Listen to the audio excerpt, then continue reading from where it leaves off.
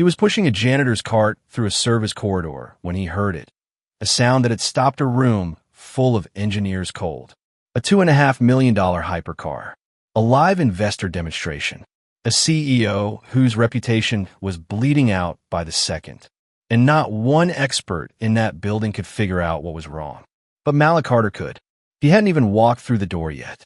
Just before we get back to it, I'd love to know where you're watching from today, and if you're enjoying these stories, make sure you're subscribed. The morning Sterling Automotive planned to change the luxury car market forever started the way all important mornings do, with too many people in expensive suits pretending they weren't nervous.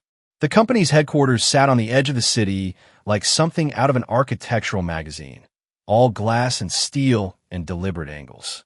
The main showroom occupied the ground floor, a wide-open space with floors so polished you could read a contract in their reflection. Investors had flown in from 3 different time zones. Camera crews from 4 major automotive publications had set up their equipment 2 hours early. Catering staff moved carefully between clusters of people who kept checking their phones, even though there was nothing new to check. The Aurelius X9 sat at the center of all of it, covered by a matte black cloth that did nothing to hide the shape underneath. You could tell, just from the silhouette, that this was not a car designed for the highway. It had been designed for a statement. The low roofline, the widened haunches, the way the cover draped over the front end like it was barely containing something. Everything about it said this machine was made to make people stop talking. Evelyn Sterling stood just off to the side, reviewing something on a tablet her assistant held. She was 51 years old and carried herself the way people do when they've stopped needing to prove things to strangers. She wore a dark blazer, no jewelry beyond small earrings, and her natural hair was pulled back in a way that was both professional and entirely her own. Sterling Automotive was her company in the truest sense. Built from a design firm, she started with 2 employees and a belief that luxury should mean something more than a price tag. 12 years later, that belief was worth $2.5 billion on paper. The Aurelius X9 was supposed to make it worth considerably more. "We're at capacity," her assistant Marcus said quietly, glancing toward the press section. "Standing room in the gallery." "Good," Evelyn said, without looking up. She handed the tablet back and walked toward the podium near the covered car. The room quieted in that natural way rooms do when someone with actual authority moves through them. A few camera flashes went off early. Victor Hale stood near the engineering bay entrance at the far left of the showroom, flanked by 2 members of his team.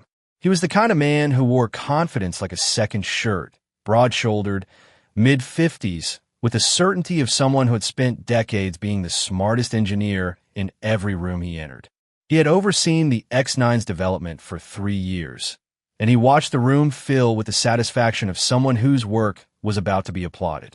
Evelyn reached the podium. 12 years ago, she began, I walked into a dealership and asked about customization options on a $200,000 vehicle. The salesperson smiled and told me my choices were color and interior stitching. A quiet ripple of knowing laughter moved through the room. We built Sterling Automotive because luxury should mean something more than a price tag. Today, we're proving it. She nodded at Marcus. He pulled the cover from the car in one smooth motion. The Aurelius X9 was extraordinary. Deep midnight blue, with bodywork that looked less designed and more discovered, as though someone had found this shape already existing in the world and simply revealed it. The interior was visible through the low-set windows, all dark leather and precision instrument clusters. $2.5 million of engineering and craft sitting still under showroom lights. The applause started before anyone consciously decided to applaud. Evelyn walked around to the driver's side, opened the door, and settled into the seat with the ease of someone who had sat in this car hundreds of times. The room held its breath. She pressed the start button. The car made a sound. It was not the sound anyone in the room was expecting. It was a metallic clicking, quick, sharp, rhythmic, the kind of sound that didn't belong anywhere near a $2.5 million hypercar. It lasted maybe 4 seconds and then stopped. The engine did not turn over. The Aurelius X9 sat completely still. Evelyn pressed the button again. The clicking returned. Then silence. The room did not react immediately. The first few seconds were a collective refusal to process what had just happened. Then the whispers started, moving through the crowd the way smoke moves, low, spreading, impossible to stop once it had started. Victor Hale was already moving. He crossed the showroom floor at a pace just below a run, which in front of 200 people was almost worse than running. Two engineers followed him. He leaned into the driver's side window, said something quietly to Evelyn, and she stepped out of the car with the kind of controlled calm that takes years to develop.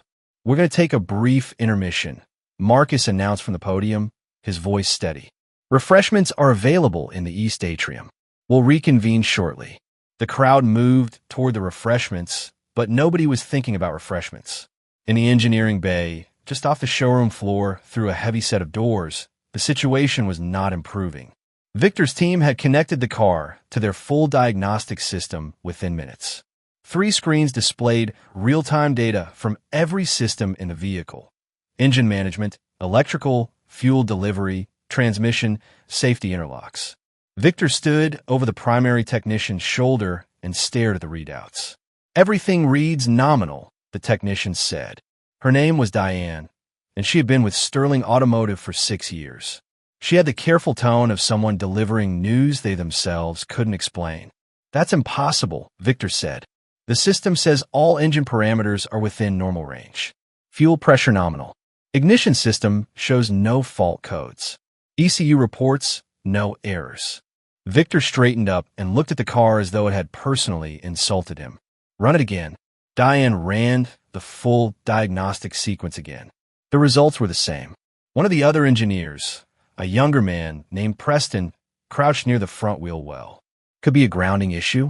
Sometimes the carbon fiber. The carbon fiber doesn't affect the starting circuit," Victor said. "Should we try replacing the ECU?" Diane asked. Victor hesitated for exactly 1 second. "Do it." They pulled the ECU and replaced it with the identical backup unit they kept on site. The process took 11 minutes. They reconnected everything and tried the ignition. The clicking sound returned. Victor turned away from the car and pressed both hands flat against the nearest work table. Behind him, through the small porthole window in the bay door, he could see the blurred shapes of investors still milling around the atrium. "There is no mechanical reason this car should not start," Diane said quietly. She was not being argumentative. She was simply stating a fact, and the fact made no sense. "Then why isn't it starting?" Preston asked. Nobody answered. Outside the engineering bay, in the wide service corridor that ran along the back of the building, Malik Carter was pushing a janitor's cart past a row of storage lockers. He was 38 years old, medium height, with the kind of build that comes from years of physical work rather than any gym. He wore the gray uniform of the cleaning contractor that serviced the Sterling Automotive building, Apex Clean Solutions, the name stitched in blue thread above his left breast pocket. His cart carried the usual equipment: mop, bucket, cleaning solutions, a folded stack of microfiber cloths. Walking beside him was his daughter Aaliyah. She was 9 years old, small for her age, with her hair in 2 puffs and her school backpack still on because she'd come straight from the after-school program.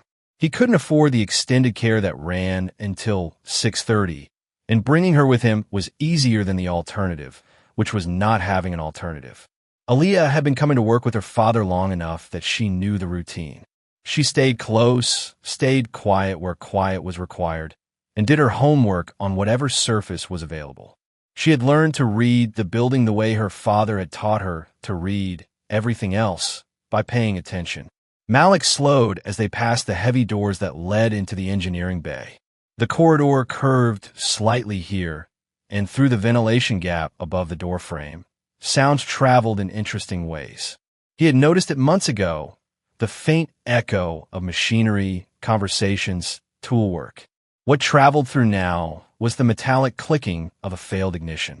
Malik stopped. He didn't mean to stop. It happened before the decision reached his brain. His body simply paused, the way a musician pauses when they hear a wrong note in a piece they know by heart. He tilted his head slightly toward the sound. The clicking came again. Same rhythm. Same sharp, interrupted quality. Aaliyah had stopped when he stopped. She was watching him now instead of the floor. "Dad," Shoo. She shushed. She watched her father's face do the thing it did sometimes. The slight tension around his eyes, the stillness of someone who was very busy, doing nothing visible. She had seen this before years ago when a neighbor's car wouldn't start and her dad had stood in the driveway for a full minute just listening before he said, simply, the starter solenoid is getting power, but dropping it too fast. He'd been right. The clicking came a third time. Malik counted the rhythm under his breath.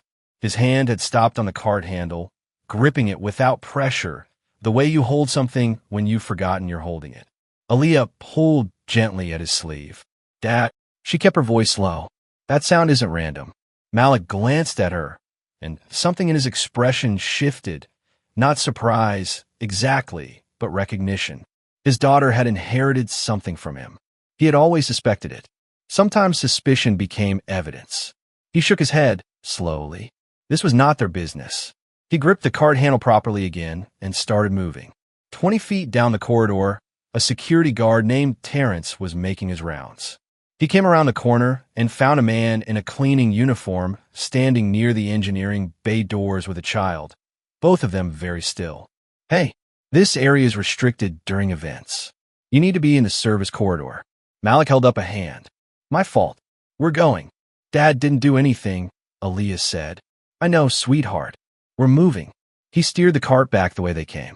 What Evelyn noticed was the expression on the man's face in the last moment before he turned the corner. She had developed, over 12 years of running a company, a sharp ability to read the faces of people who knew things they weren't saying. That man knew something. She walked faster. She caught them near the junction where the service corridor met the main rear hallway, a wide, plain stretch of wall with a water fountain and a recycling station. Malik was pushing the cart with one hand and helping Aaliyah find the right section in her homework book with the other. Excuse me. They both stopped. Malik turned around. Up close, he was younger than she'd estimated from a distance. The gray uniform was clean and pressed. He held himself with a quiet carefulness that she recognized, the particular posture of someone who has learned to take up exactly as much space as they've been given and no more. Evelyn looked at him carefully. Then she looked at the girl, who was looking back at her with open, curious eyes. You were standing near the engineering bay doors, Evelyn said. She kept her voice even, conversational. Listening. Malik met her eyes. I'm sorry about that.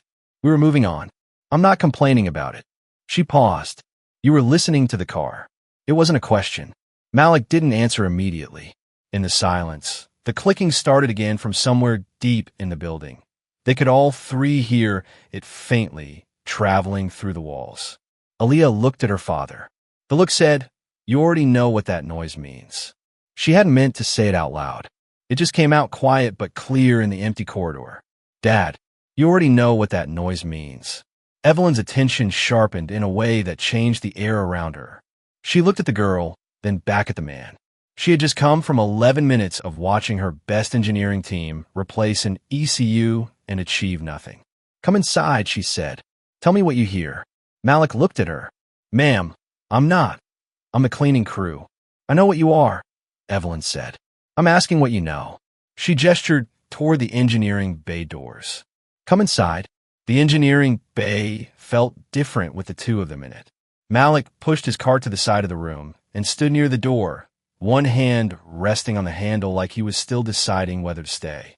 Aaliyah stayed close beside him, backpack on, eyes moving carefully around the space, the diagnostic screens, the expensive equipment, the hypercar in the center of everything. Victor Hale looked at Evelyn first. Then he looked at Malik. Then he looked at the cart. You're serious, Victor said. He didn't say it the way someone says something when they're genuinely asking. He said it the way someone says something when the answer they're expecting is going to give them permission to be furious. Start the car, Evelyn said. Victor didn't move for a moment. He had spent 3 years building this vehicle. He had a doctorate in mechanical engineering from Georgia Tech and had published papers that other engineers cited. The idea that a janitor and his daughter were now standing in his engineering bay to weigh in on his car was not something his mind processed easily. Victor, Evelyn said, in a tone that ended the moment. She did not raise her voice. She never needed to. Victor nodded at Diane. Diane reached through the driver's window and pressed the ignition button. The clicking started immediately, for sharp, metallic pulses. Then silence. Then Diane pressed it again. The same thing. Malik's eyes were closed. He had closed them without deciding to, the same way he'd stopped in the corridor. He stood very still, head tilted a few degrees to the left, and listened. Not to the room. Not to the engineers muttering behind him or Victor's controlled breathing. He listened to the car. The clicking had a structure. It always did if you knew how to hear it. Most people heard the noise and moved immediately to solutions. But the noise was the information. You didn't fix the car by ignoring what it was telling you. He counted the pulses. He tracked the rhythm. He noted the way the second click was fractionally sharper than the first, the way the third and fourth blurred together at the end. His brain matched what he heard against a library built over years. Engines in rental yards. Engines in salvage lots. Engines in someone's driveway at 2 a.m. while they stood nearby, telling him the mechanic had already looked and couldn't find the problem. He opened his eyes. "Can you do that again?" he asked Diane. Diane glanced at Victor. Victor gave the smallest possible nod. Diane pressed the ignition again. Malik listened. He took one slow breath through his nose. "Okay," he said. Victor uncrossed his arms. "Okay, what?" Malik looked at the car. He spoke carefully, not because he was uncertain, but because he was choosing words for people who had spent this whole morning looking in the wrong direction, and he didn't want to say this in a way that made them defensive. The engine isn't failing mechanically. There's nothing broken in the mechanical system. The starter motor is receiving power. You can hear it engage. He pointed toward the front of the car, where the clicking originated. But it's being interrupted. Electrically. Very quickly. Maybe milliseconds after it gets the signal. Victor stared at him. The diagnostic shows no electrical fault. I know, because it's not a fault in the traditional sense. It's more like, Malik paused. The system is being told not to start. Right after it tries. The room was quiet. That's ridiculous, Victor said. The diagnostic is comprehensive. If there were an interference signal of that kind, did you check for external interference? Malik asked. Not internal faults. Something coming in from outside the car's own systems. Victor opened his mouth. Then he closed it. Diane turned back to her screen. Preston, who had been standing near the wall with his arms crossed, slowly uncrossed them. Meanwhile, Aaliyah had drifted quietly with the natural invisibility that children develop in rooms full of occupied adults toward the nearest diagnostic screen. She stood at an angle to it, not touching anything, just looking. She had been doing this since they walked in. She was watching the numbers the way her father watched cars, not looking for something specific. Malik nodded. There's a sensor near the ignition control module, a secondary input sensor. If this signal is coming in on that channel, temporarily disconnecting, it would isolate the interference. The car should start immediately. Immediately, Victor said, turning around. His voice an edge now. Based on listening. Based on what I heard and what your diagnostic just confirmed, Malik said. He kept his voice level. He had been in rooms where being right made people angrier than being wrong. You learned to stay calm in those rooms. Victor looked at Evelyn. Evelyn looked at the car. Aaliyah, from her position near the diagnostic screen, said quietly, the signal appears every 3.2 seconds. It's on a cycle. Every adult in the room turned to look at her. She pointed at the anomaly log on the screen, with a timestamp showed the interference signal recurring at precise intervals. 3.2 seconds. Every time. It's not random. She looked at her father. Random things don't have patterns. Malik almost smiled. He had known she would notice that. Aaliyah had a habit of watching things the way her father did, cataloging quietly, waiting until something revealed itself. He had never taught her that. It was simply in her, the same way certain things had always been in him. Victor walked to the diagnostic screen and looked at the log. The timestamps were clear. 3.2 seconds. 3.2 seconds. 3.2 seconds, going back as far as the log ran. That's a programmed interval, Diane said slowly. That's not a mechanical oscillation. That's a programmed signal. Victor was quiet. Disconnect the sensor, Evelyn said. Ms. Sterling. Victor. She turned to face him fully. Disconnect the sensor. Preston moved to the car. He located the sensor Malik had described, a small secondary input component near the ignition control module, accessible through a panel below the steering column. He disconnected it in under a minute. "Try it," Evelyn said to Diane. Diane reached through the window and pressed the ignition button. The Aurelius X9 started. The engine sound was extraordinary, a deep, layered roar that built quickly to a smooth, powerful idle, filling the engineering bay with the kind of presence that reminded everyone in the room exactly why this car cost what it cost. It was alive in a way that the clicking silence had made impossible to imagine. Nobody spoke for a long moment. The sound filled the space completely. Victor Hale's face had gone the color of paper.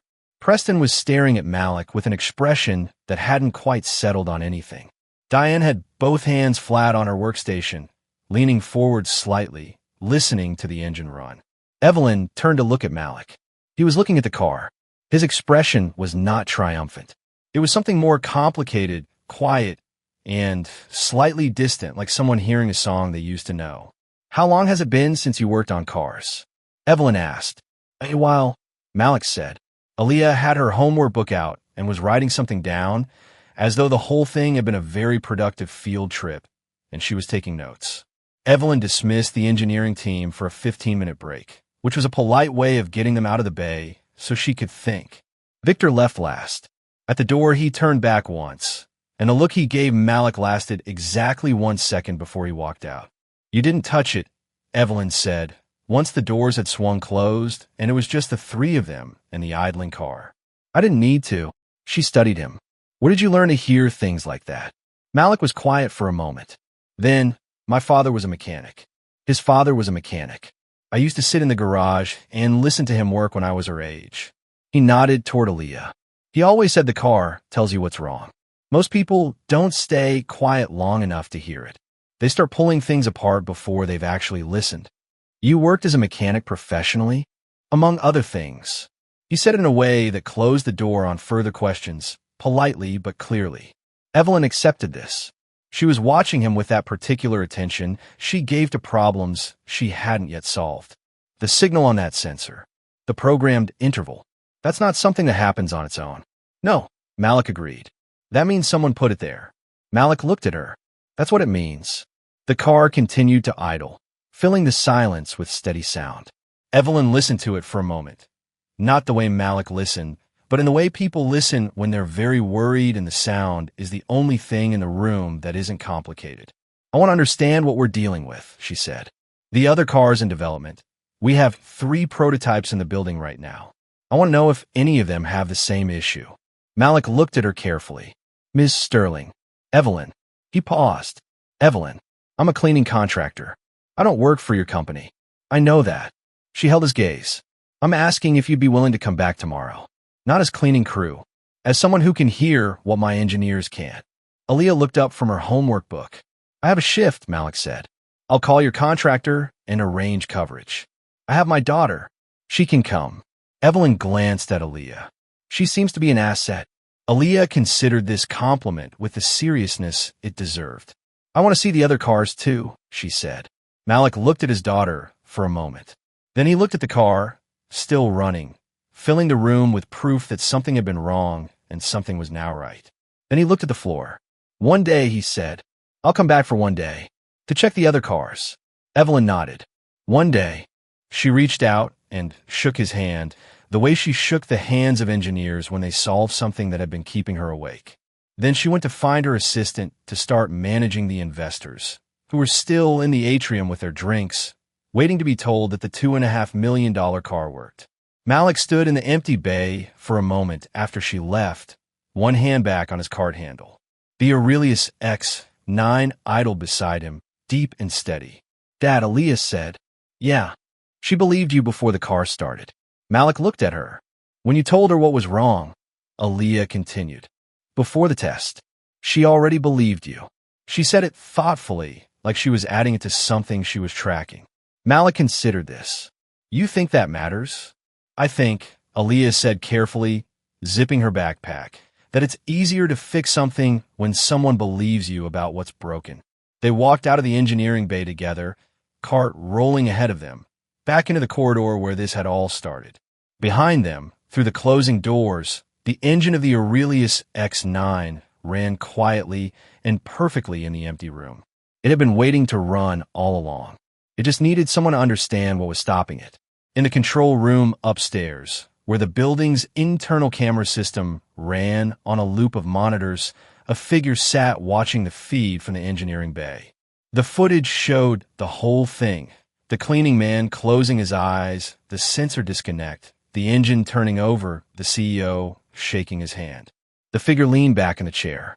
Victor Hale pressed his fingertips together slowly. That janitor, he said to no one, just became a problem. The next morning arrived gray and cool, the kind of morning that makes everything feel slightly more serious than it needs to be. Malik dropped Aaliyah at school 40 minutes early because her teacher ran a reading group before the bell, and Aaliyah had decided weeks ago that she liked the reading group more than she liked sleeping in. He waited until he saw her go through the front doors, backpack bobbing, before he pulled away from the curb. He sat in his car for a moment after she disappeared inside. The heater ticked in that uneven way it had developed over winter, a rhythm he had long ago diagnosed and decided not to fix because the car still ran fine and the money that would go toward that repair could go toward other things. He was always doing that calculation. Everything in his life fit inside one calculation or another. He had spent most of the previous evening telling himself he wasn't going back to Sterling Automotive. He had cleaned the apartment, made dinner, helped Aaliyah with a worksheet on fractions, and at no point during any of that had he made peace with the fact that he was, in fact, going back. His body had already decided. His mind was still catching up. He knew this feeling. It was the same one he got when an engine made a sound he recognized, when something in him settled into the problem before he had consciously agreed to take it on. He drove across town. The engineering bay felt different in the morning. Quieter for one thing. The previous day's panic had burned itself out, and what remained was a kind of careful tension, the atmosphere of people who know something went wrong and are still figuring out exactly how wrong. Malik arrived in his own clothes this time. Jeans, a clean work shirt, boots that had seen better years. He had his contractor ID because the front desk had required it when he called ahead, but he kept it in his pocket. He didn't feel like wearing it around his neck. He found Evelyn in the engineering bay already, standing beside the Aurelius X9 with a coffee she wasn't drinking. "You came," she said. "I said I would." She nodded as though this confirmed something she had suspected about him. "The team is coming in at 9. I want to speak with you first." The engineers arrived in clusters. Some acknowledged Malik with a nod. Diane gave him a brief, professional one that said she was treating this practically. Others looked past him in the way people look past things they don't want to assign meaning to. There were 2 younger engineers he hadn't met before, both of whom glanced at him with undisguised curiosity and then at each other. He was used to that. He was used to walking into technical spaces in clothes that didn't signal the right things and watching people decide what to do with him before he'd said a word. Victor Hale arrived last, buttoning his jacket as he came through the door. He looked at Malik once, briefly, not the open appraisal of someone making a judgment, but the controlled acknowledgement of someone who had already made one and was now simply confirming. Then he set his bag down on his workstation and began pulling up screens. Evelyn addressed the room. "Yesterday we identified an external interference signal affecting the Aurelius X9's ignition control system. Today I want to know if that signal exists anywhere else in this building. We have 3 other prototypes in development. We're going to check all of them." She paused. "Malik will be assisting." Victor kept his eyes on his screen. With the listening approach, Preston said, not unkindly, just clarifying. "With whatever approach works," Evelyn said. They started with the nearest prototype, a pre-production model called the Aurelius GT, a touring variant of the X9 with a different engine configuration. 2 engineers ran the standard diagnostic, while Malik stood nearby and listened during the ignition tests. He heard it on the second attempt.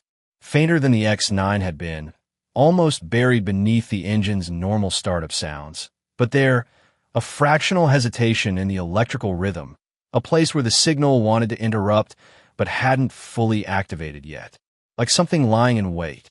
He said so. Diane ran the interference check. The alert came up in 40 seconds. Same channel? Evelyn asked. Same channel, Diane confirmed. Weaker signal, but the same architecture. They moved to the second prototype. Same result. The third showed nothing on the interference scan, and Malik heard nothing either. Clean. By the time they finished, it was nearly noon. The engineering team had gathered around the primary diagnostic station, looking at 3 separate anomaly logs showing the same interference signature in 3 different vehicles. This isn't a manufacturing defect, Diane said. She was not the kind of person who dramatized things, which made the statement land harder. This is the same code inserted deliberately in 3 separate vehicles. The room was quiet. Victor spoke for the first time that morning. We need to be careful about drawing conclusions. An anomalous signal could have several explanations. 3 vehicles with identical interference architecture is not several explanations, Evelyn said. It's one explanation. Victor said nothing. Malik was standing slightly apart from the group, near the wall. He had been watching Victor for most of the morning. Not obviously, not in a way that could be called staring, just the way you watch something when you're gathering information you haven't been asked for yet. Victor Hale was precise about everything. Precise in how he moved between workstations. Precise in how he asked questions, always framed as technical clarifications, never as genuine uncertainty. Precise, especially in how he responded to each piece of confirmation. The interference found in the GT got a small, tight nod from Victor, like a man crossing something off a list he already knew was there. The second prototype result got the same nod. Not surprise, not concern, recognition. Evelyn asked Malik to stay after the team broke for lunch. They sat in the small glass-walled meeting room adjacent to the engineering bay, just the 2 of them. You've been quiet, she said. I'm usually quiet. I mean about what you're thinking. She set her coffee down. She had replaced the earlier one and was doing a slightly better job of actually drinking it. You've been watching Victor all morning. Malik looked at her steadily. Has he always been like that? Closed off when things go wrong. Victor is always composed. That's part of why I hired him. There's a difference between composed and guarded, Malik said. He's guarded, like someone who already knows the answer and is waiting to see what everyone else figures out. Evelyn was quiet for a moment. That's an observation, not a fact. You're right. He didn't push it further. She studied him. You were going to say something else. He had been sitting on it since the second prototype test, turning it over the way you turn something over when you're not certain whether sharing it is wise or foolish. But she had asked. When I was listening to the GT this morning, he said, the interference pattern felt familiar. Not just similar to the X9. Familiar to me specifically. The way it's structured, the timing, the channel targeting, the way it stays below the standard diagnostic threshold. I've seen that approach before. He paused. I designed that approach. Years ago, at a different company. Evelyn set her cup down very carefully. Explain that. I worked as an automotive engineer for 8 years before I took contract work. My last position was at a company called Meridian Drive Systems. I developed a suite of engine diagnostic software, tools for detecting interference in electrical systems. Part of that work involved modeling how such interference might be introduced so we could build better defenses against it. It's the same principle as understanding how a lock can be picked so you can design a better lock. He stopped. That modeling was internal proprietary work. It was never published, never shared externally. When I left Meridian, it stayed there. But it's in this code, Evelyn said. The architecture is identical. I'm not saying someone copied a file. I'm saying someone who had access to my work used the same principles to build something designed to do the opposite of what I intended. The silence in the small room was different from the silences in the engineering bay. Smaller and more serious. What happened at Meridian? Evelyn asked. Malik's expression didn't change much, but something behind it shifted slightly, the way light changes when a cloud passes. I found a safety flaw in their flagship model. A real one, not theoretical. Under certain conditions, the engine management system could miscalculate throttle response at high speed. I reported it internally. The executives decided the cost of a recall was worse than the risk. He folded his hands on the table. When I escalated, they blamed the flaw on errors in my diagnostic software. Said I had introduced the vulnerability myself. I was terminated. The lawsuit went nowhere because they had better lawyers. Evelyn listened to all of this without expression. When he finished, she said, And then I raised my daughter, Malik said simply. She was quiet for a long moment. How old was she when this happened? 2. Outside the glass wall, the engineering bay was empty. The cars sat still under the overhead lights, patient, expensive, carrying their hidden signals like secrets. Aaliyah doesn't know? Evelyn asked. She knows her dad used to work on cars. She knows he's good at it. A small pause. She doesn't know how things ended. She's 9. Evelyn looked at him for a moment with something in her expression that she didn't try to name out loud. Then she said, Someone took your work, Malik. Took it and used it to build exactly the thing you spent years trying to prevent. That's what it looks like. I need to know who. She said it with the particular flatness of someone deciding something they won't walk back from. Not just for the company. I need to know who did this to you. Malik looked at her. He had not expected that sentence. He wasn't entirely sure what to do with it. Before either of them could say anything further, Aaliyah appeared in the doorway. School had ended. Marcus had picked her up per the arrangement Evelyn had made that morning, and she had apparently wasted no time coming directly to find her father. She looked at both of them, reading the room with the speed of a child raised to be perceptive. Did something else happen? She asked. We're still figuring it out, Malik said. Aaliyah dropped her backpack on the nearest chair. Then I'd better stay. The afternoon shifted into something different, quieter, more deliberate, with a focused energy that replaced the morning's broader investigation. Evelyn had cleared the engineering bay of most of the team after lunch. Diane remained, because she was the most technically precise person on staff, and Evelyn trusted her to keep what she heard to herself. Daniel Reeves, the company's operations director, arrived at 2, a tall man in his mid-40s, careful in his movements and his words, someone who had spent years making large organizations work smoothly. Evelyn had brought him in specifically because he had full system access and the kind of methodical patience that the next stage of work was going to require.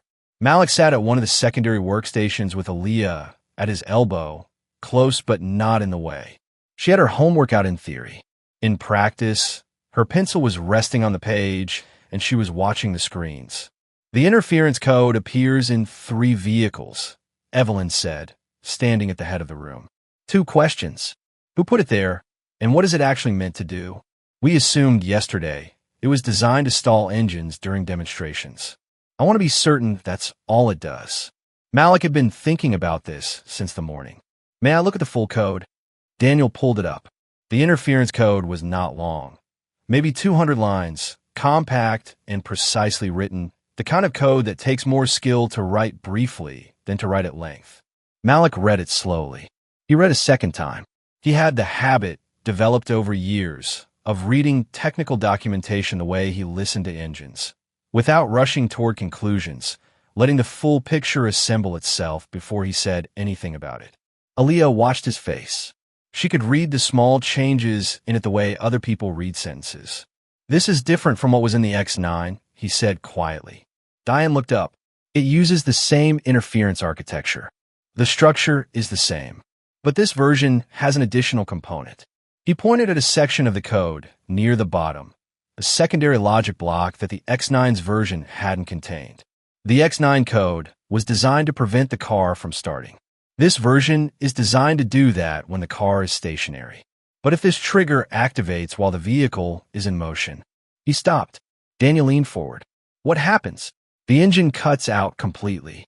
No but otherwise stowed. Instant shutdown, power steering, power brakes, everything that depends on engine power goes with it. He kept his voice even. At high speed, that doesn't just stop the car. That creates a crash. The room absorbed this. Diane had gone very still at her station. Daniel stood up from his chair and didn't seem to know what to do standing, so he sat back down. Evelyn said nothing for a long moment. When she spoke, her voice was controlled in the specific way of someone controlling it on purpose. The vehicle's scheduled for demonstration. They're driven on track. At speed. Yes, Malik said.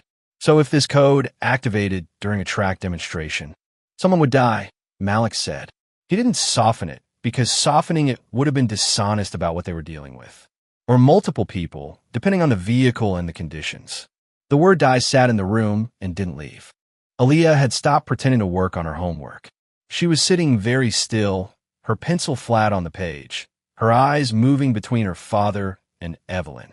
"This isn't corporate sabotage," Evelyn said slowly.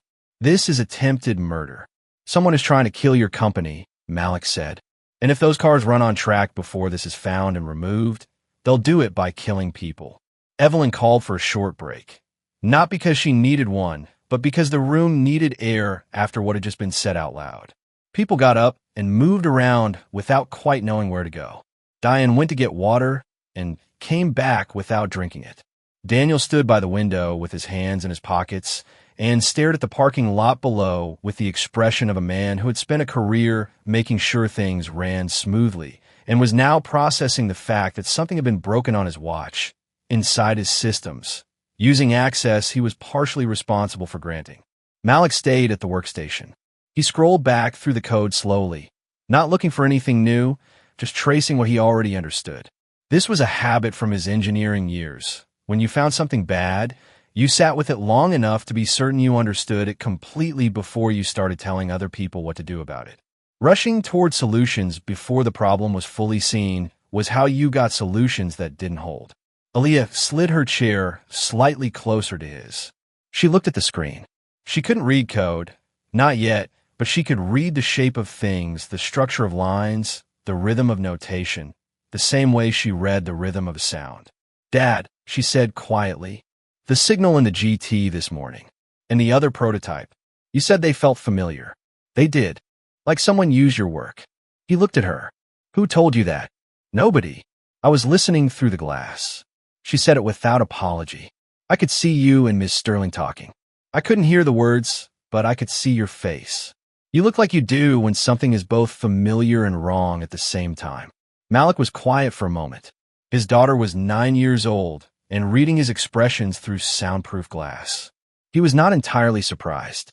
He was, though, aware that there were things he had been carrying for a very long time that were now, slowly, becoming visible to her. "I made something once," he said, "to protect cars from exactly this kind of interference. Someone took what I made and flipped it inside out." Aaliyah thought about this. Her pencil tapped the page twice, slowly, like taking a lock and learning how to pick it from the inside.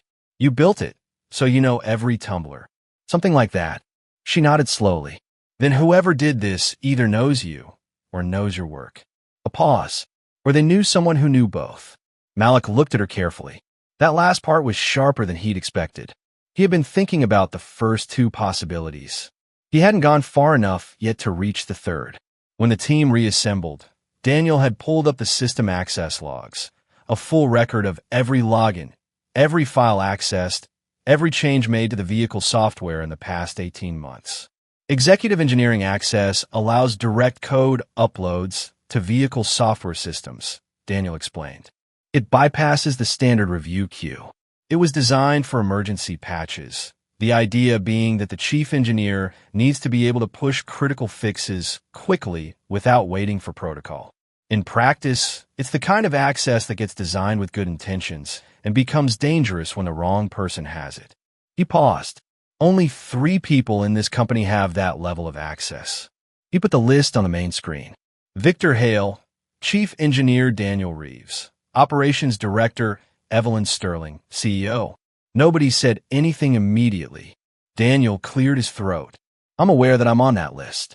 I want to say clearly, for the record, that I did not do this.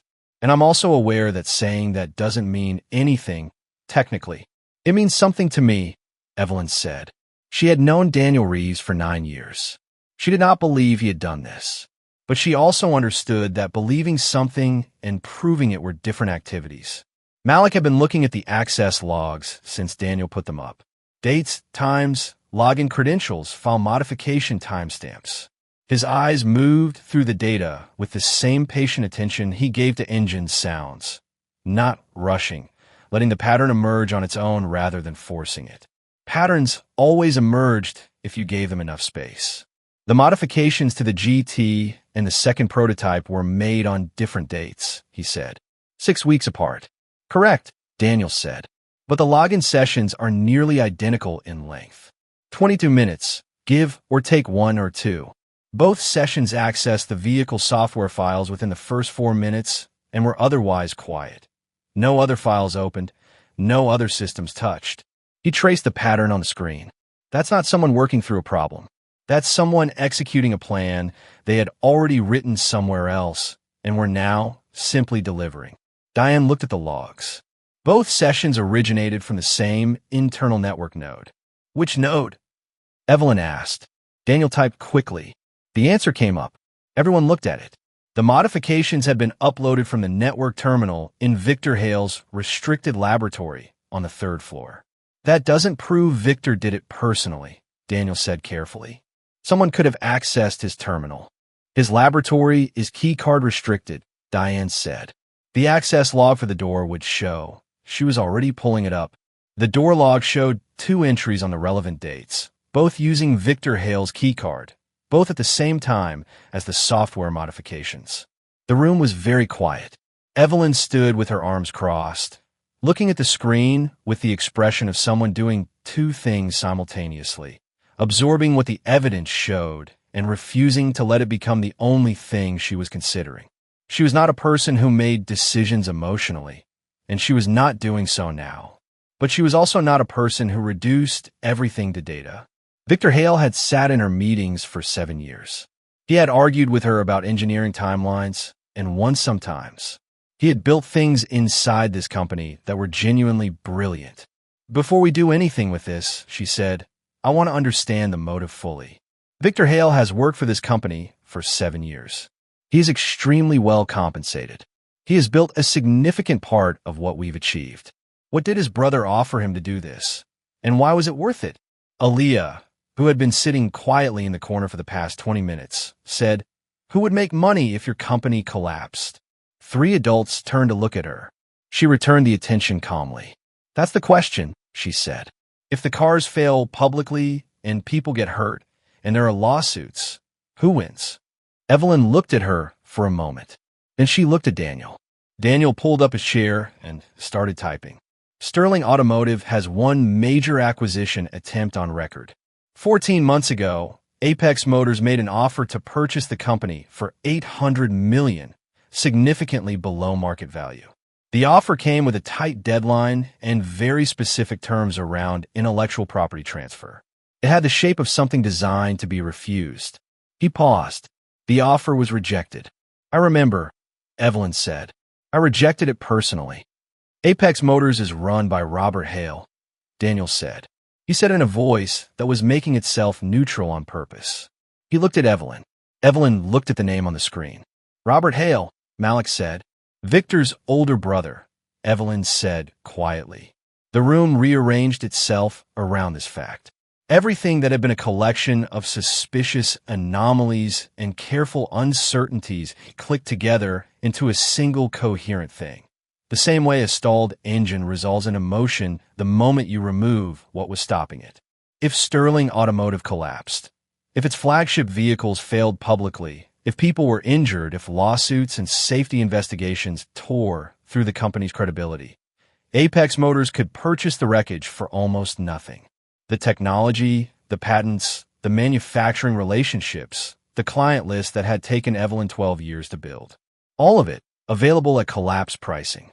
And Victor Hale, sitting inside the engineering department with executive-level access and 3 years of intimate knowledge of every vehicle in development, had spent months building the mechanism to make it happen. Quietly, precisely, in sessions that lasted 22 minutes and left no obvious trace. He was going to let people die, Diane said. She said it quietly, like she was still deciding whether she believed it. He was going to arrange it so it looked like the cars failed, Malik said. Engineering failure, not sabotage. The investigation would have taken months. By the time anyone understood what had really happened, the company would already be gone. Evelyn stood very still for a long moment. Then she said, Does Victor know we're looking at this? Daniel checked the system carefully, pulling up a secondary log that tracked internal database queries, a record most people forgot existed. Someone ran an unusual access query on the anomaly logs this morning, about 2 hours after the team finished the prototype tests. He looked up. The query came from Victor's workstation. He searched the anomaly log directly, which is not a standard thing for the chief engineer to do. The standard process would be to receive a report. Running the query himself means he was checking to see what had been found without leaving a trace in the normal reporting chain. He knows someone is investigating, Malik said. He knows something flagged, Daniel said, correcting carefully. He doesn't know how much we've found. He doesn't know about this room or this conversation. Not yet, Malik said. Evelyn looked at him. He looked back at her. There was a question in her expression that wasn't quite formed yet. Something between what do we do now and can we stop this before it gets worse, and how do we do this without tipping our hand? Aaliyah was writing something in her homework notebook with quick, precise strokes, pressing the pencil down harder than her usual light touch. She did not look up when she said, "If he knows someone is looking, he'll move faster." Whatever he was planning to do next, the timing, the trigger, the demonstration, he'll try to collapse that timeline before you can get ahead of it.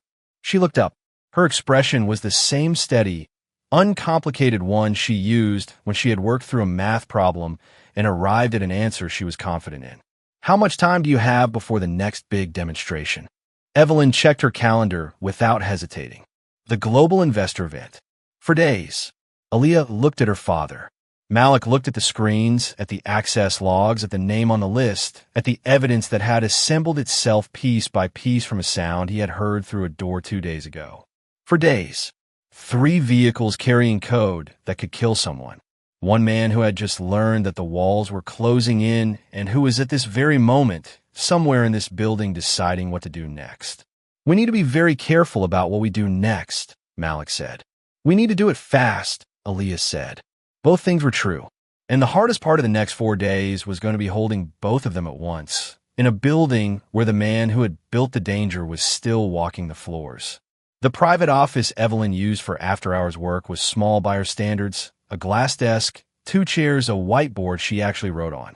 She had cleared it of her usual materials and replaced them with printed copies of the access logs, the anomaly reports, and a timeline Daniel had built across the whiteboard in blue marker. 3 columns, 3 suspects. One by one, the evidence had done what evidence does when you give it enough space and light. The 3 suspects were also the 3 people with the access required to have committed what they now understood was not just corporate sabotage, but an attempted cover for what could have become vehicular homicide. Malik had ruled out Evelyn from the beginning. You don't sabotage your own launch unless you want to be ruined along with it. Daniel had placed himself on the list voluntarily and then stayed in the room, which was either the behavior of an innocent person or an extraordinarily confident guilty one. And Evelyn had decided after 9 years of working with him that it was the former. That left one name. It was past 9 in the evening. The main building had gone quiet except for the security rotation and the low hum of the engineering bay's climate system, which ran continuously to protect the prototype vehicles. Malik sat across from Evelyn. Daniel was at the whiteboard, marker in hand, adding a new notation. Aaliyah was asleep in the chair in the corner, jacket draped over her like a blanket. Homework books still open on her lap. She had lasted until 8:15 before her head began to dip. The door log confirms Victor's key card on both modification dates, Daniel said.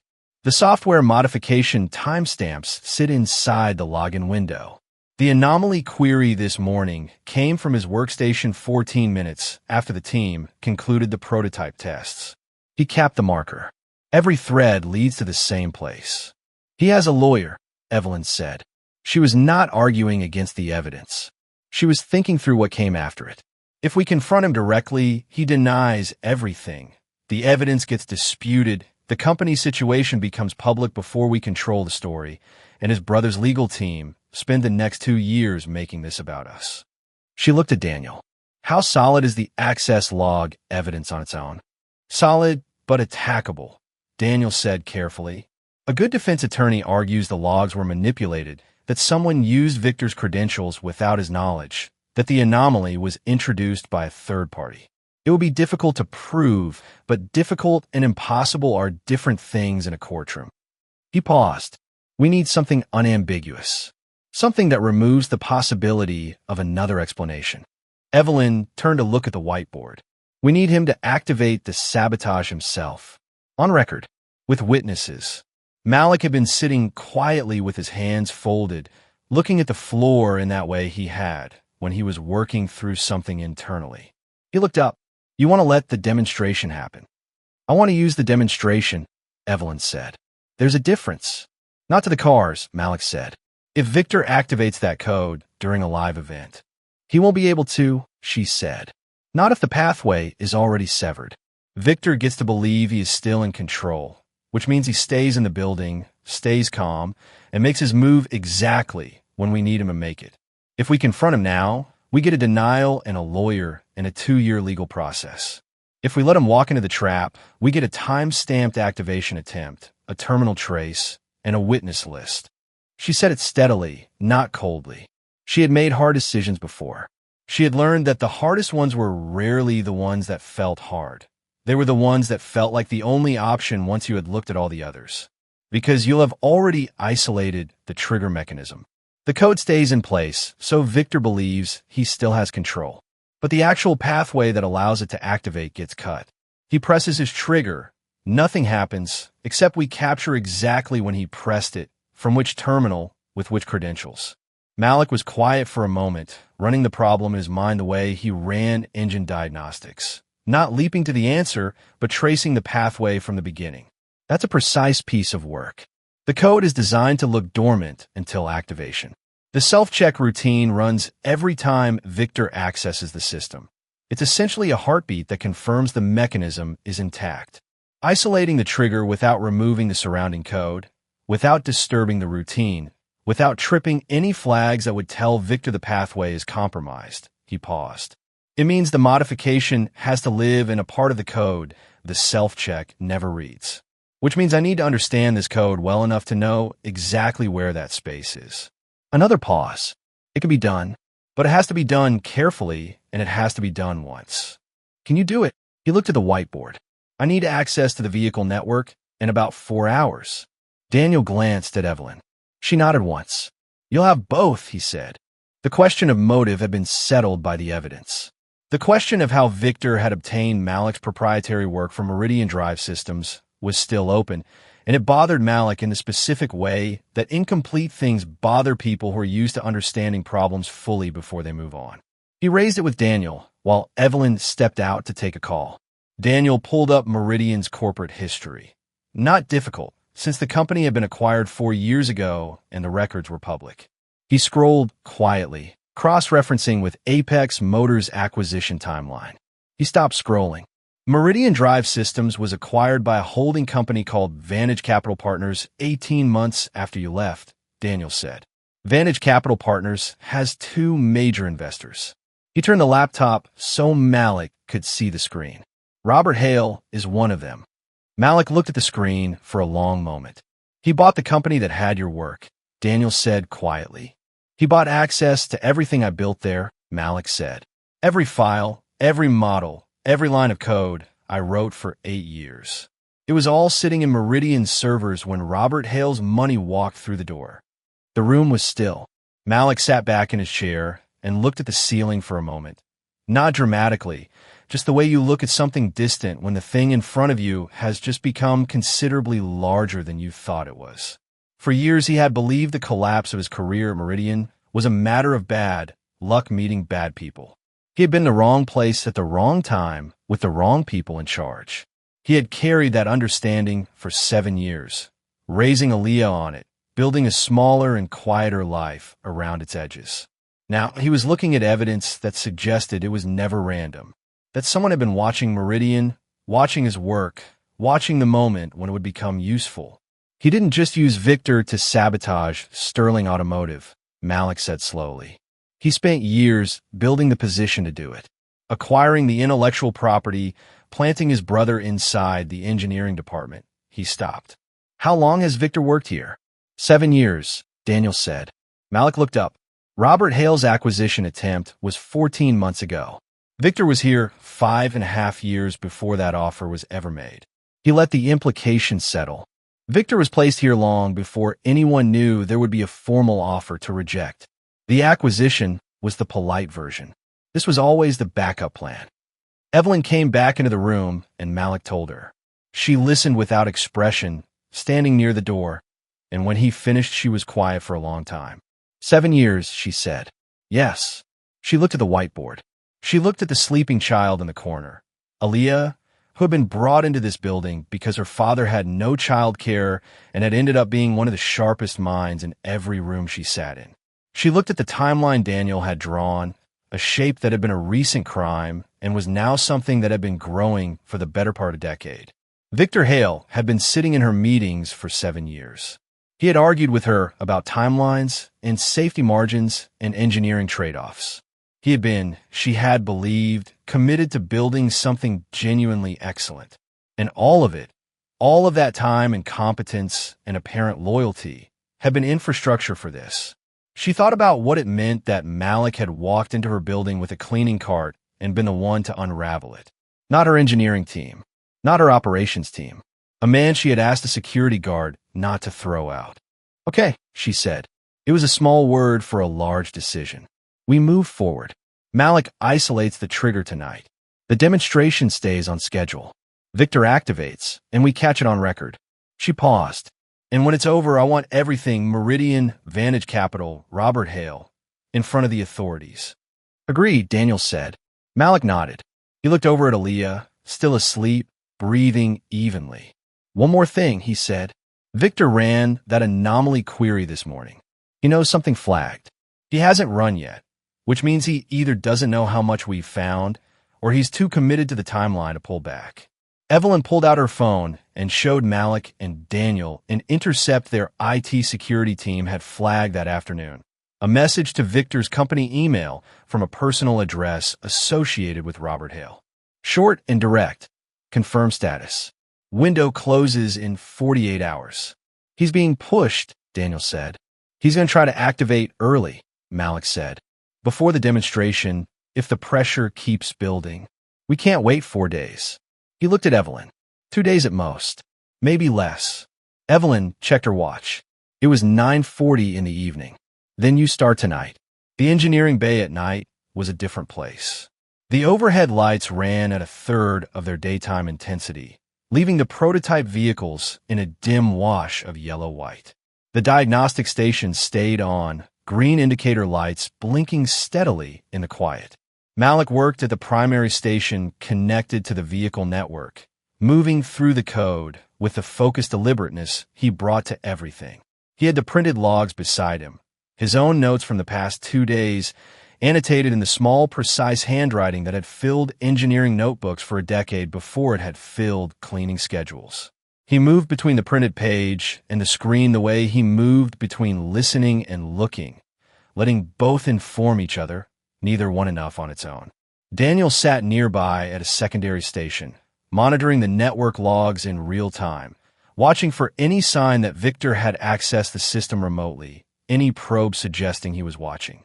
It was quiet work and unglamorous work, and Daniel did it without complaint, refilling his coffee twice and making no sound except the occasional soft click of his keyboard confirming a log entry. The task required precision. The interference code sat inside the vehicle's software like a coiled thing, inactive, waiting for its trigger signal. What Malik needed to do was sever the connection between the trigger and the mechanism without disturbing anything the trigger could detect. If the code registered the pathway as broken, it would flag the change, and Victor would know the trap had been found. He worked for 2 hours without speaking much. Occasionally, he asked Daniel to confirm a network reading. Once he stopped completely for several minutes, hands still on the keyboard, studying a section of the code. Then he made 3 precise changes and moved on. Aaliyah had woken at 11, eaten half a sandwich Evelyn's assistant had left, and settled in the chair nearest to her father's workstation. She didn't interrupt. She watched the screens, and occasionally she watched the cars, and sometimes she watched the door. At midnight, Malik leaned back. Done, he said. Daniel ran the verification sequence. The interference code read as fully intact and active. The trigger pathway was severed in a location the code's own self-check routine would never reach. Victor could press his activation key, and the program would execute its launch sequence, log the attempt with full credentials and timestamp, and then stop at the severed pathway, silently, invisibly, producing nothing on the vehicle's end. The car would keep running. Victor would not know why. "It's clean," Daniel confirmed. Malik looked at the car beyond the screen, the Aurelius X9, sitting still in the dim bay, carrying the hidden code, and now, unknown to anyone who had put it there, carrying the trap. "Now we need to make sure Victor actually uses the trigger during the demonstration," Malik said. "If his brother's 48-hour window pushes him far enough, he tries tonight or tomorrow before the event. The demonstration is the right moment for him," Daniel said. "Maximum visibility. A private failure doesn't destroy the company the way a public one does." "Unless he panics," Malik said. They both considered the empty room and the cars in it and the man 3 floors up who was running out of time. The next morning moved quickly under the surface of a normal working day. Evelyn ran her 9 o'clock team meeting, reviewed the demonstration logistics, discussed the investor guest list with her communications team. Victor attended, asked 2 precise technical questions about the demonstration sequence, and left the room looking exactly as he always looked. But Malik, watching from the corridor through the glass partition, saw what he had seen on the first morning. That careful watchfulness, the expression of a man tracking a situation he believed he still controlled. Victor asked his technical questions with clean, professional confidence. He made a note on his tablet. He thanked Evelyn for the demonstration update. He walked out of the room without looking at the seat where Malik had been sitting the past 2 days, which was itself a kind of tell. People who are genuinely unbothered by something glance at it. People who are very carefully not thinking about something go out of their way not to look. Victor believed the code was intact. Victor believed the trigger was ready. He was walking toward a door he didn't know had been bricked up behind its frame, and he was doing it with the composed confidence of someone who had spent 7 years learning to look exactly like he was supposed to look. Daniel pulled Malik aside mid-morning. He had been monitoring Victor's system access overnight, and something had changed. "He went into the vehicle network at 2:15 this morning," Daniel said quietly. "After you'd finished. He accessed the interference code files, not to modify them. He ran a status check." Malik went still. "Did he find the modification?" "No. The verification passes exactly as designed. Code reads active and intact." Daniel looked at him steadily. "But he's checking. He's nervous." "He got another message from his brother," Malik said. Daniel showed him the second intercept, flagged by IT security that morning. The message was 4 words: "Activate before the event." Robert Hale was pulling his brother off the cliff. "He's going to try tonight," Malik said. Evelyn gathered the core team in the private office.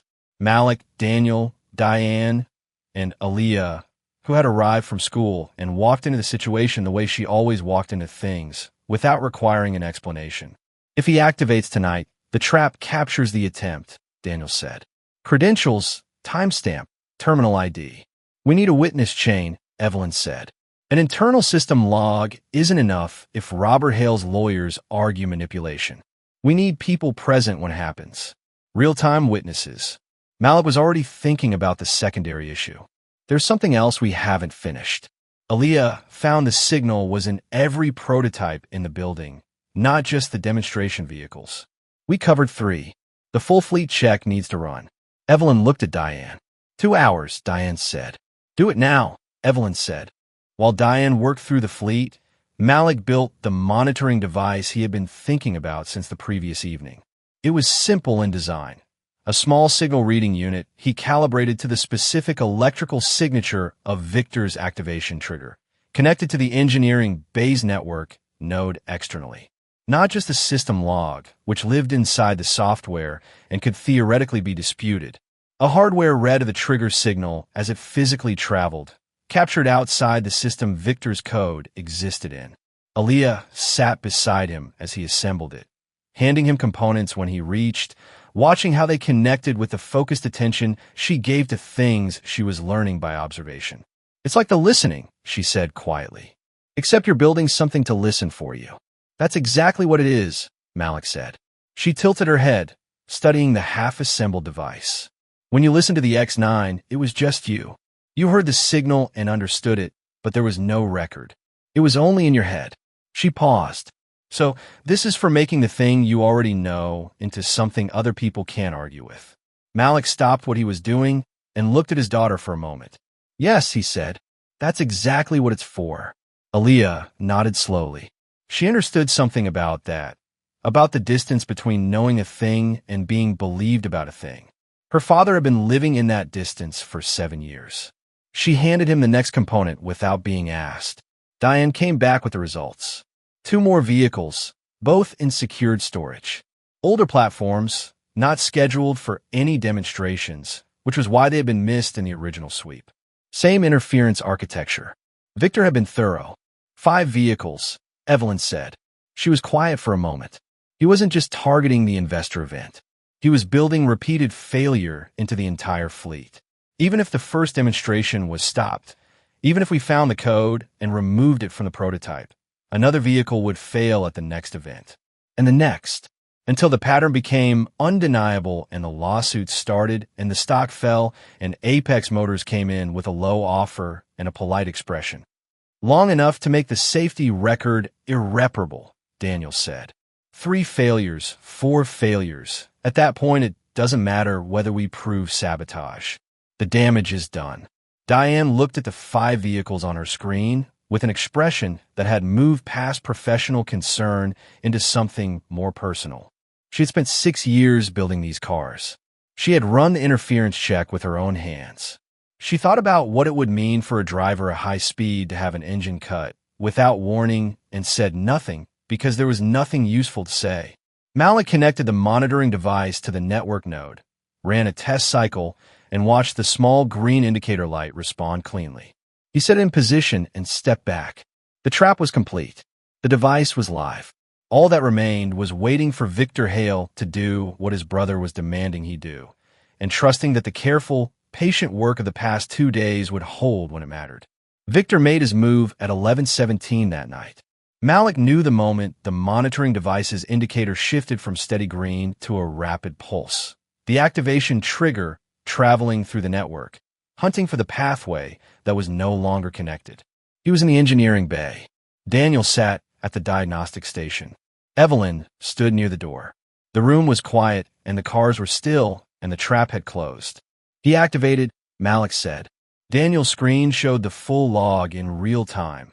Timestamp, terminal ID, login credentials, the activation command executing in precise sequence. Victor Hale's credentials. Victor Hale's restricted laboratory terminal. Victor Hale's command, logged and time-stamped and sealed in 3 encrypted locations before the minute was out. The cars did not respond. The engines did not cut. The prototypes sat in the dim bay exactly as they had sat for the past 22 hours. Victor, 3 floors up in his restricted laboratory, would be looking at a screen showing no output from the activation. No signal acknowledgement. No confirmation from the vehicles. Just silence where there should have been a cascade. He would check his connection to the network. It was fine. He would verify his credentials, still valid, not revoked. He would look at the code sitting in the software system, reading as active and intact, heartbeat normal, self-check passing. And he would press the command again and again, staring at a program that told him it was working while the cars 3 floors below told him nothing at all. Beginning slowly and then all at once to understand that the silence was not a technical error, that the code had been found, that the trap had already closed around him while he was still deciding whether to run. He knows now, Malik said. Evelyn was already on the phone with building security, speaking quickly and precisely. Laboratory on the 3rd floor, the name, the room number, do not let him access the network terminals. Her voice was calm in the way it had been calm on the showroom floor 2 days ago, when the car had refused to start in front of 200 people. She had a gift for being calmest exactly when it mattered most. Daniel had already saved the system log to 3 separate encrypted locations, working with quick efficiency, not because he doubted the capture, but because evidence existed to be protected. He pulled the external log from the monitoring device as a 4th copy and transferred it to a separate drive. The monitoring device held the record, Trigger timestamp, pathway trace, terminal origin, signal strength. Every element of what Victor had done at 1117. Sitting in hardware that had never been connected to the network Victor had poisoned.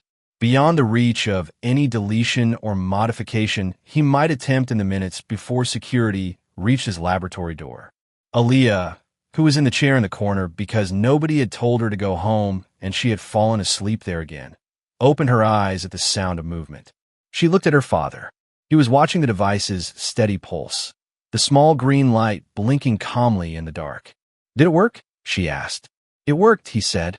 She looked at the cars. They were still and quiet and unharmed. "He's going to run. Security is already moving," Evelyn said from the doorway, phone still at her ear. Aaliyah pulled her jacket around her properly and sat up straight. The way you do when something that has been building for a long time has finally arrived at its end, and the room can finally breathe again, and you realize you have been holding something tight for so long you forgot you were holding it. She looked at her father. He was still watching the monitoring device, the small green light blinking steadily against the dark. His hands were loose at his sides. His expression was the one he had when a machine told him something true, quiet and certain, and a little bit relieved. "Good," she said. 2 days after Victor Hale's activation attempt logged silently into a hardware device he didn't know existed, Sterling Automotive's global investor demonstration went ahead exactly as scheduled. Evelyn had made that decision deliberately. Canceling would have raised questions she wasn't ready to answer publicly yet. Moving forward gave her something better, a stage, an audience, and the ability to control what that audience learned and when they learned it. The showroom had been reset since the failed launch earlier that week with the particular care of people who understood that the room itself had to communicate confidence. Additional seating had been arranged in curved rows facing the demonstration floor. Fresh flowers on the registration tables. Press credentials waiting in labeled envelopes. The Aurelius X9 sat at the center again. Same position, same lighting, looking exactly as it had before everything went sideways. Unhurried, expensive, and entirely unaware of the week it had just been through. 400 people filled the room.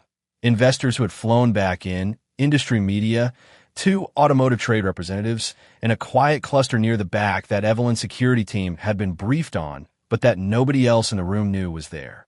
They were not press. They were not investors. They listened to everything and wrote nothing down, which was its own kind of note-taking. Malik stood to the side of the vehicle, close enough to reach it. Aaliyah was beside him. She had her school bag on, which in the current circumstances felt almost absurd, except that she had insisted on bringing her homework because she had a project due and she was not going to let a corporate sabotage case affect her grades. The monitoring device was live and connected to the vehicle network, tucked into the equipment housing along the wall. Daniel was at the engineering station behind the presentation area, screens open, witness to every system read. Diane stood with her team near the far wall.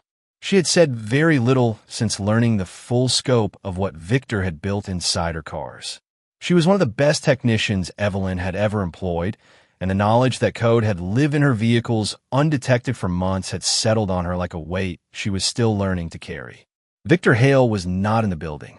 Building security had reached his laboratory within 9 minutes of Evelyn's call on the night of the activation attempt. The door had been unlocked. The lights were on. His monitor showed a terminated session, logged out in a hurry. His coffee was still warm on the desk. His car was gone from the parking structure. He had not returned his key card or his access badge or the engineering bay master key that every chief engineer kept on a hook inside their office door. An alert had gone to the police that same night, and an investigation had been opened quietly. Quietly because Evelyn had asked for 2 more days before the situation became public, because 2 days was enough time to prepare, and because silence, she had learned that week, was its own kind of preparation. What Victor did not know, because he had left before he could learn it, was that his activation attempt had been captured in full. He didn't know about the monitoring device. He didn't know about the 3 encrypted copies of the system log.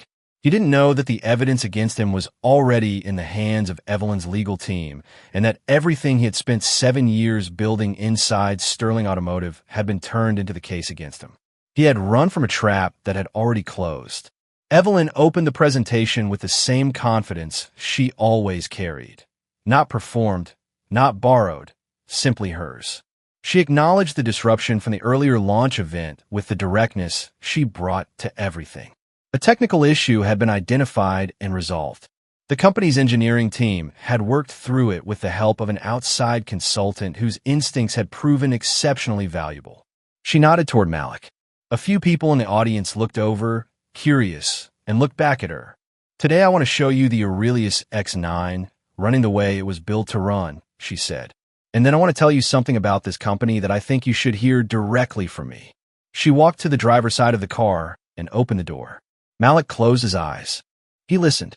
The room was full of murmuring voices and the low sounds of event equipment and 200 people breathing, and underneath all of it, if you listen the right way, was the electrical hum of the car's pre-ignition system cycling, clean and steady and entirely different from what he had heard standing in this building 4 days ago. He opened his eyes. He looked at Aaliyah. She gave him a small nod. She had heard it too. Evelyn pressed the ignition button. The Aurelius X9 started with the sound of something that had been built to do exactly this, deep and immediate, filling the showroom with a presence that made several people in the front row straighten in their seats. The engine settled into a smooth idle.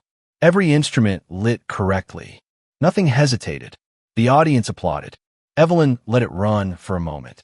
Then she got out of the car and walked to the podium at the front of the room, and the expression on her face shifted into something different from the polished presentation mode she had been in a moment before. "I want to be honest with you," she said. The applause faded. The room listened. She told them, not everything, not the full legal complexity, not Victor's name yet, because that was still being handled through the proper channels, but the shape of it. That the failure at the earlier launch was not engineering error. That it was deliberate interference, inserted by someone with executive-level access, designed to destroy the company's public credibility before a critical deal announcement. That the same interference had been found in 5 vehicles across the fleet. That it had been identified, documented, and neutralized not by her engineering team alone, but with the help of a man who had walked into this building 3 days ago as a cleaning contractor and heard what trained engineers had missed. She looked at Malik again. This time more people in the room looked over and didn't look back. This company was targeted because someone believed it could be destroyed, Evelyn said. I want you to know that they were wrong. I also want you to know who helped prove it. She did not introduce him from the podium. That wasn't the kind of thing Malik would have wanted. Instead, after the formal presentation ended and the room broke into the organized milling of an event transitioning to networking, Evelyn walked to where Malik was standing and said his name clearly to the cluster of investors who had moved toward her immediately. Malik Carter, she said, former automotive engineer, current consultant to Sterling Automotive. The last part was news to Malik. He let it stand. The questions came quickly. He answered the technical ones directly and the biographical ones briefly, and the questions that were really requests to confirm that something unusual had happened. Yes, he had heard the interference pattern through a door in a service corridor. Yes, he had identified the fault without opening the hood. Yes, his daughter had noticed the signal interval before any of the diagnostic equipment had flagged it. He kept his answers precise and factual, because precision and fact were what the room needed, and also because he was not comfortable being the center of it. One of the investors, a woman in a charcoal blazer who had been listening from the edge of the group, asked him what he had actually heard that the engineers had missed. He thought about how to answer that honestly. They were listening for a fault, he said. I was just listening. When you look for a specific thing, you can miss the thing that's actually there. Aaliyah, standing beside him, accepted the attention directed at her with a 9-year-old's particular combination of composure and complete indifference to whether adults were impressed by her. She answered the questions asked of her with accurate brevity and then returned her attention to internal matters. She had a project due Thursday. At the back of the room, near the door that led to the east atrium, Daniel's phone lit up. He looked at the screen. He crossed the room to where Evelyn was standing and showed her the message quietly. Victor Hale had been located. Police had found him at an airport 3 states away, at a gate for a flight that had not yet boarded. He was being detained. His brother Robert Hale had been served with a formal investigation notice from federal authorities an hour earlier. The Meridian Drive Systems acquisition, the Vantage capital structure, the documented communications to Victor's company email were all part of a package that Evelyn's legal team had spent the past 2 days preparing. Evelyn read the message. She handed the phone back. She turned and looked at the room, the investors asking questions, the press recording, the car running cleanly in the center of everything.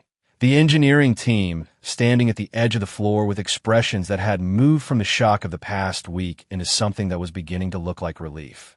She looked at Malik. He was answering a question from a silver-haired man in a gray suit who was leaning forward with the focused attention of someone who had spent a career identifying things that were worth paying attention to. Malik was explaining something about the sound a starter motor makes when it receives power correctly versus when the signal is being interrupted.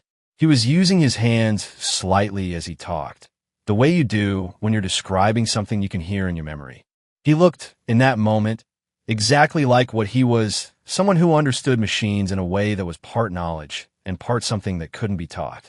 3 weeks after the investor demonstration, news of the Sterling automotive sabotage was public in the way that large corporate stories become public, everywhere and all at once, cycling through financial news, automotive media, and the kind of general interest coverage that happens when a story has a villain, a hero, and a 9-year-old who noticed a 3.2-second signal interval. Aaliyah found the coverage deeply unnecessary. She had a new project due, and a book report, and a math test that she felt prepared for, but not as prepared as she wanted to be. And the story kept appearing on her classmates' parents' phones and resulting in conversations she did not particularly want to have. One kid in her class had told her his father said she was famous. She had explained that she was not famous. She had noticed a repeating interval in a waveform, and the kid had looked at her the way kids look at people who correct them with facts they didn't ask for.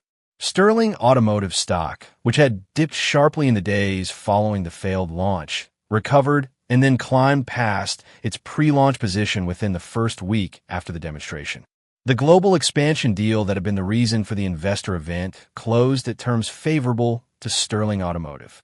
Apex Motors was under federal investigation for corporate espionage, fraud, and conspiracy charges that were still being assembled but were, by all legal accounts, substantial.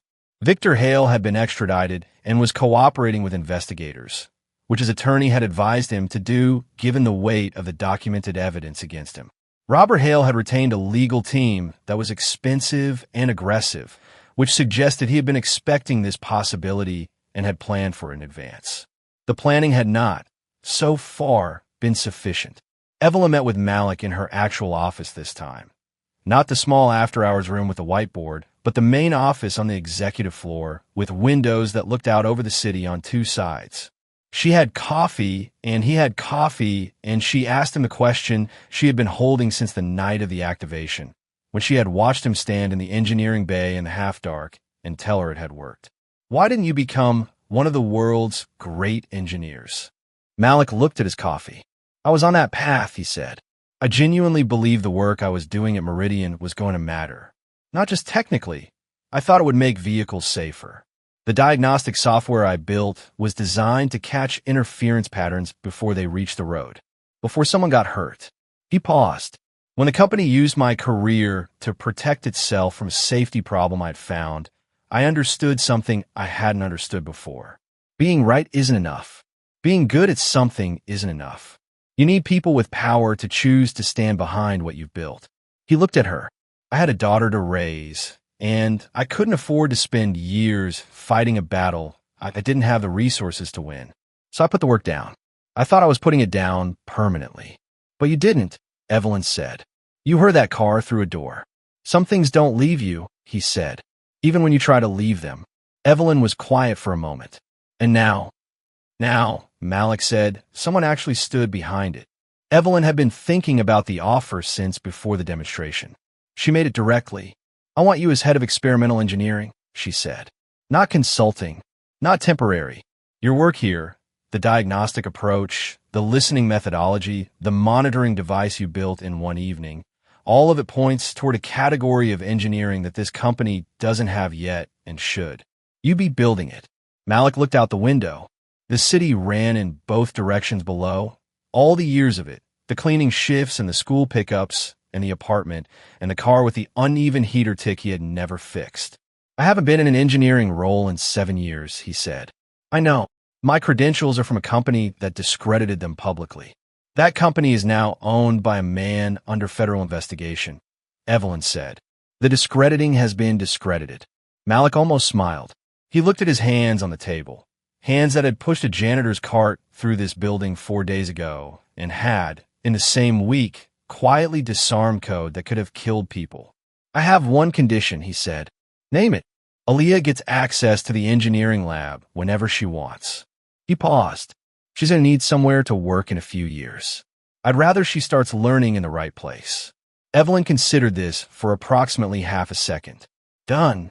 Months later, the experimental engineering division of Sterling Automotive occupied a newly renovated space on the second floor, quieter than the main engineering bay, with a layout that Malik had designed himself over 3 evenings on graph paper and that the facilities team had found slightly unusual but had built without complaint.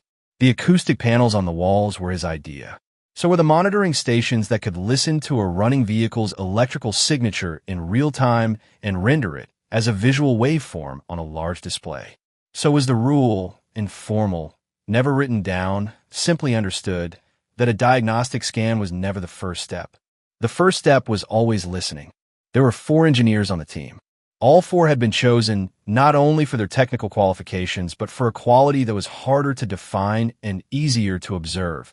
They were the kind of people who stayed quiet when something was strange, letting the strangeness tell them what it was before they started explaining it away. And on one wall, mounted at exactly the right height for a 9-year-old standing beside her father, there was a small secondary monitor connected to the vehicle network. Aaliyah came in twice a week after school. She did her homework at the workstation nearest her father's, and when the homework was done, she watched the waveforms. She was learning the sounds. Late one evening, when most of the building had gone quiet and the overhead lights had dimmed to their maintenance setting, Malik stood beside a new prototype, an early-stage development vehicle, not yet named, that had been brought in that afternoon for its first system check. He pressed the test ignition. The engine ran, clean and steady, the waveform on his monitor moving in smooth, even peaks. Then something in the pattern shifted, barely, the kind of thing that wouldn't show as a fault code for days, and Malik's head tilted slightly to the left. He had been here before, standing still, listening. Aaliyah, sitting at her secondary monitor 10 feet away, had gone still too. She was looking at the waveform on her screen with the expression she had, the one that meant something had become specific.